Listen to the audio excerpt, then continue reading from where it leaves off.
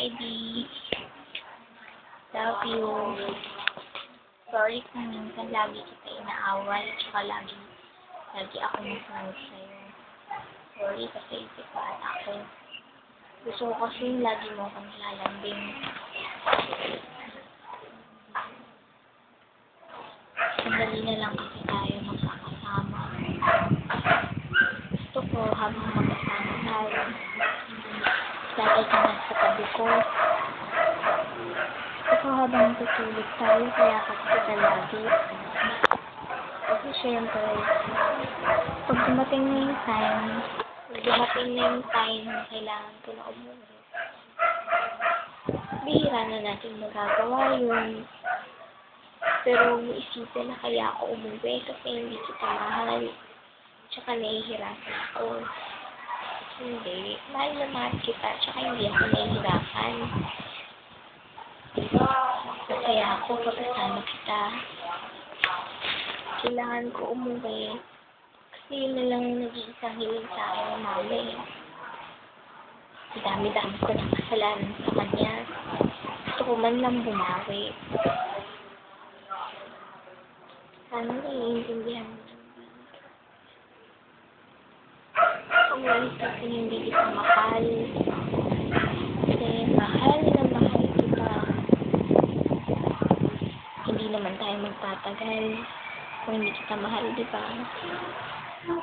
Huwag mo rin isipin binipili ko si Efren. Kasi wala na talaga siya sa akin. Ikaw lang yung mahal ko.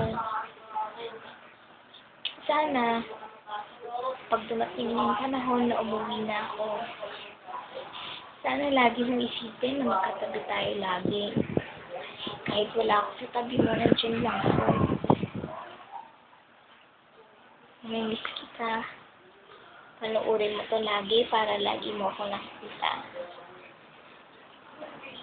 Yan mo, pag okay na lahat, babalik ako. Dito pa rin naman ako eh. Love you, Daddy. Ikaw lang na ang hinahanap ng puso ko. Ikaw sinta, ang katuparan ng mga pangarap ko. At magpakailanman, pangako'y ibigin ka. Sinta. Lagi ako magpipicture para lagi mo akong nakikita. Tsaka lagi mo kaming nakikita ni Baby. Sandali lang naman to eh. Pag kaya niya na walang kuryente, babalik naman ako. Huwag ka mabababae. Huwag ka rin iinom. Malalaman ko naman yun eh. Iniisip ko lang naman yung health mo, kaya ayoko uminom ka. Hindi sa hinihigitan kita. Ayoko lang magkasakit ka. Alam mo na, ang matatanda. I love you, Daddy, talaga.